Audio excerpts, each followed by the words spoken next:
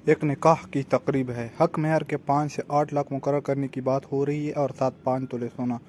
ससुर अपनी दामाद को साथ वाली कुर्सी पर बुलाता है, सरगोशी में पूछता है, बेटा आप कितना महर आसानी से दे सकते हैं। दामाद कहता है, आप लोग जो मुकर्रर करें मंजूर है, लेकिन मैं अगर ज़्यादा कोशिश करूँ तो 2 लाख दे सकता हूँ। ससुर निकाह ख्वाह को कहता है, महर 1 लाख होगा। जब ससुर ने सोने के मुतालिक पूछा तो दामाद ने कहा, मैं 2 तोले बना चुका हूँ, 3 और बना लूँगा। तो सर ने सबको मुखातिब करके कहा कि सोना 2 तोले होगा। सब अजीज व अकारिब नाराज़ हुई कि इतने कम मेहर और सोने पर आपने क्यों बात ख़त्म की।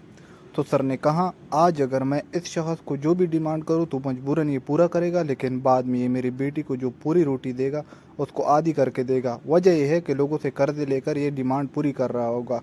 मैं चाहता हूँ कि मेरी बेटी बाद में आराम और खुशी से रहे। इस शादी के 15 साल हो गए।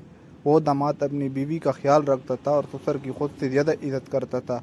ये क्वेटा का वाक़या है। निकाह आसान बनाओ, ज़िना से निजात पाओ।